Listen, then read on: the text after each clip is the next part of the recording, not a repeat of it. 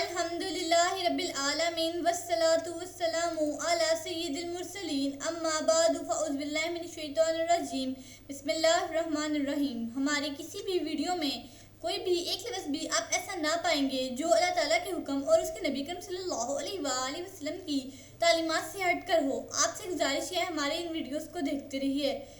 قیامت کی علامت کبریٰ میں سے دوسری بڑی علامت دجال کا خروج ہے، جو احادیث متواترہ اور اجماع امت سے ثابت ہے۔ حضور نبی کریم صلی اللہ علیہ وآلہ وسلم نے اپنی امت کو دیگر فتنوں کی طرح فتنہ دجال کے بارے میں بھی پوری تفصیل سے آگاہ فرما دیا ہے۔ آپ صلی اللہ علیہ وآلہ وسلم نے اس قدر واضح نشانیاں ذکر فرما دی ہیں کہ اہل ایمان اسے دیکھتے ہی پہچان لیں گے۔ حضرت انس بن مالک رضی اللہ تعالیٰ عنہ بیان کرتے ہیں کہ رسول اللہ صلی اللہ علیہ وآلہ وسلم نے فرمایا، ہر نبی نے اپنی امت کو کانے کذاب یعنی دجال سے خبردار کیا ہے۔ آگاہ ہو جاؤ، بلا شبہ وہ کانا یعنی بدصورت ہوگا اور تمہارا رب ایسا نہیں ہے۔ دجال کی دو آنکھوں کے درمیان کاف، فے اور رے یعنی اس نے کفر کیا ہے لکھا ہوگا۔ حضرت ابو ہریرہ رضی اللہ تعالیٰ عنہ بیان کرتے ہیں کہ حضور نبی کریم صلی اللہ علیہ وآلہ وسلم نے ارشاد فرمایا، 6 چیزوں کے ظہور سے پہلے نیک عمل کرنے میں سبقت کرو: دجال، دھواں، دابتہ الارض یعنی زمین چوپائے، سورج کا مغرب سے طلوع ہونا، امر عام یعنی قیامت، اور تم میں سے ہر ایک کا امر خاص یعنی موت۔ حضرت انس بن مالک رضی اللہ تعالیٰ عنہ بیان کرتے ہیں کہ رسول اللہ صلی اللہ علیہ وآلہ وسلم نے ارشاد فرمایا، اصفہان کے یہودیوں میں سے 70,000 یہودی موٹی چادریں اوڑھے دجال کی پیروی کریں گے۔ حضرت حذیفہ رضی اللہ تعالیٰ عنہ بیان کرتے ہیں کہ حضور نبی کریم صلی اللہ علیہ وآلہ وسلم نے ارشاد فرمایا، دجال بائیں آنکھ سے کانا اور گھنے بالوں والا ہے، اس کے ساتھ اس کی جنت اور دوزخ ہوگی۔ اس کی دوزخ حقیقت میں جنت ہے اور اس کی جنت در حقیقت دوزخ ہے۔ حضرت حذیفہ رضی اللہ تعالیٰ عنہ ایک اور روایت میں بیان کرتے ہیں کہ رسول اللہ صلی اللہ علیہ وآلہ وسلم نے ارشاد فرمایا، دجال ظاہر ہوگا اور اس کے ساتھ پانی اور آگ ہوگی، جسے لوگ پانی سمجھیں گے وہ در حقیقت جلانے والی دہکتی آگ ہوگی، اور جسے لوگ آگ سمجھیں گے وہ در حقیقت ٹھنڈا شیریں پانی ہوگا۔ لہٰذا تم میں سے جو کوئی اسے پائے تو اسے چاہیے کہ وہ اس کی آگ میں کود جائے، کیونکہ وہ میٹھا اور پاکیزہ پانی ہوگا۔ حضرت ابوبکر صدیق رضی اللہ تعالیٰ عنہ بیان کرتے ہیں کہ رسول اللہ صلی اللہ علیہ وآلہ وسلم نے ارشاد فرمایا، دجال مشرق کے علاقہ خراسان سے نکلے گا اور ایسے لوگ اس کی پیروی کریں گے جن کے چہرے پچکی ہوئی ڈھال جیسے ہوں گے۔ ان کے علاوہ متعدد احادیث ایسی ہیں جن میں تفصیل کے ساتھ فتنہ دجال کا ذکر کیا گیا ہے۔ جس وقت دجال کا خروج ہوگا وہ اپنے لشکر کے ساتھ زمین میں فساد برپا کرتا پھرے گا۔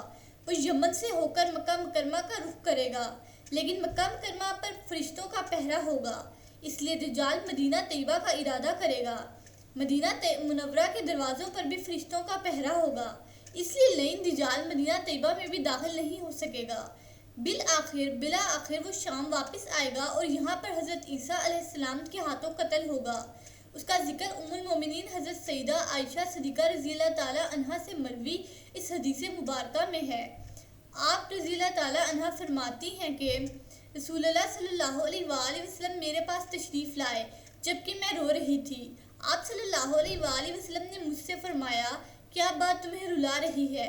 میں نے عرض کیا، یا رسول اللہ صلی اللہ علیہ وآلہ وسلم، مجھے دجال کا خیال آیا تو رونے لگی۔ رسول اللہ صلی اللہ علیہ وآلہ وسلم نے فرمایا، اگر دجال ظاہر ہوا اور میں زندہ ہوا تو میں تمہارے لیے اس کے خلاف کافی ہوں۔ اگر دجال میرے بعد ظاہر ہوا تو بے شک تمہارا رب ایک آنکھ والا نہیں، یعنی وہ ہر چیز پر قادر ہے۔ دجال اصفہان کے یہودیوں میں سے ظاہر ہوگا، یہاں تک کہ وہ مدینہ منورہ آئے گا اور ایک جانب اترے گا۔ اس وقت مدینہ منورہ کے 7 دروازے ہوں گے، ہر دروازے پر 2 فرشتے مقرر ہوں گے جو اسے بھگا دیں گے۔ اس کے ساتھ روئے زمین کے بدترین لوگ نکلیں گے، یہاں تک کہ وہ شام پہنچے گا اور پھر فلسطین شہر کے ایک مقام باب لد پر پہنچے گا۔ اور ابو داؤد نے ایک روایت میں کہا ہے، یہاں تک کہ وہ فلسطین کے باب لد پر آ جائے گا، پھر حضرت عیسیٰ علیہ السلام نازل ہوں گے اور اسے قتل کر دیں گے۔ پھر حضرت عیسیٰ علیہ السلام زمین میں 40 سال رہیں گے اور آپ عادل امام اور انصاف پسند حکمران ہوں گے۔ واضح رہے کہ دجال مخلص مومنین کو کوئی نقصان نہیں پہنچا سکے گا، وہ اپنی تمام تر ہیلا گری اور شابدہ بازی کے باوجود بھی انہیں فتنے میں مبتلا نہیں کر سکے گا، بلکہ اسے دیکھ کر ان کے ایمان اور اللہ تعالیٰ اور اس کے رسول صلی اللہ علیہ وآلہ وسلم کی محبت میں مزید اضافہ ہوگا۔ تاہم ضعیف الاقتداد لوگ اس کے مکروہ فریب میں پھنس جائیں گے۔ مخلص مومنین دجال سے جاں فشانی سے مقابلہ کریں گے اور نہایت بہادری سے اس کے سامنے سیسا پلائی ہوئی دیوار کی طرح ڈٹ جائیں گے۔ حضور نبی کریم صلی اللہ علیہ وآلہ وسلم نے دجال کی نشانیوں کے بیان کے ساتھ چند دیگر علامات بھی ذکر فرمائی ہیں کہ جن کے ساتھ دجال کا خروج منسلک ہوگا۔ ایک روایت میں حضور نبی کریم صلی اللہ علیہ وآلہ وسلم نے بڑی واضح نشانی کی طرف اشارہ فرمایا ہے۔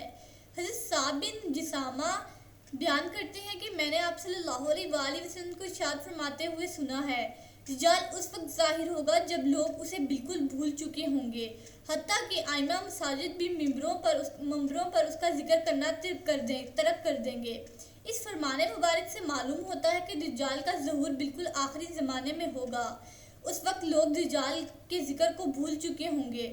حضرت معاذ بن جبل رضی اللہ تعالیٰ عنہ بیان کرتے ہیں کہ حضور نبی کریم صلی اللہ علیہ وآلہ وسلم نے دجال کے خروج کی نشانیاں بیان کرتے ہوئے ارشاد فرمایا، بیت المقدس کی آبادی کے بعد یثرب یعنی مدینہ منورہ کا بے آباد ہونا، اور یثرب کے بے آباد ہونے کے بعد لڑائی جھگڑوں کا پیدا ہونا، اور جھگڑوں کے بعد قسطنطنیہ کی فتح، اور قسطنطنیہ کی فتح کے بعد دجال کا نکلنا سب قیامت کی علامات ہیں۔ پھر آپ صلی اللہ علیہ وآلہ وسلم نے اپنا دست مبارک روایت کرنے والے صحابی یعنی حضرت معاذ رضی اللہ تعالیٰ عنہ کی ران یعنی کاندھے پر مار کر فرمایا، یہ اسی طرح یقینی ہے جس طرح تم یہاں موجود ہو یا جیسے تم یعنی معاذ بن جبل یہاں بیٹھے ہو۔ اس حدیث مبارکہ سے واضح ہوتا ہے کہ نشانیوں کا ظہور بے طرفے ہوگا۔ یہ نشانیاں باہم ملی ہوئی ہوں گی اور ان سب کا ظہور ایک روایت کے مطابق 7 ماہ کے قلیل عرصے میں ہوگا۔ حضور نبی اکرم صلی اللہ علیہ وآلہ وسلم نے ارشاد فرمایا، جنگ عظیم، قسطنطنیہ کی فتح اور دجال کا نکلنا 7 مہینے کے عرصے میں ہوگا۔ ان روایات سے واضح ہو جاتا ہے کہ دجال کا ظہور ان واضح نشانیوں کے ظہور کے بعد ہوگا اور یہ نشانیاں بے طرفے وقوع پذیر ہوں گی۔ حضور نبی کریم صلی اللہ علیہ وآلہ وسلم امت کی تعلیم کے لیے فتنہ دجال سے حفاظت کی دعا مانگا کرتے تھے۔ حضرت عائشہ صدیقہ رضی اللہ تعالیٰ عنہا بیان کرتی ہیں کہ فتنہ دجال سے پناہ مانگنے کی دعا کے الفاظ یہ ہیں، اے اللہ، میں قبر کے عذاب سے تیری پناہ مانگتا ہوں اور تجھ سے مسیح دجال کے فتنے سے پناہ مانگتا ہوں اور زندگی اور موت کے فتنوں سے تیری پناہ مانگتا ہوں۔ عربی: اللہم انی اعوذ بک من عذاب القبر واعوذ بک من فتنۃ المسیح الدجال واعوذ بک من فتنۃ المحیا وفتنۃ الممات۔ بسم اللہ الرحمن الرحیم۔ صلی اللہ علی حبیبہ سیدنا محمد وآلہ وصحبہ وسلم۔ اس درود پاک کے بے شمار فوائد ہیں۔ اس درود پاک کو کثرت سے پڑھنے والے کو دین و دنیا میں کسی چیز کی کمی نہیں رہتی۔ سکون قلب کی دولت سے مالا مال ہو جاتا ہے، دشمن دوست بن جاتا ہے۔ اگر کوئی چاہے دل کی کدورت، کینہ، دل کا میل، بغض، حسد، اخلاق رذیلہ دور ہو جائیں تو اس درود پاک کو کثرت سے پڑھیے۔ اللہ تعالی ہمارا اور آپ کا حامی و ناصر ہو۔ شکریہ۔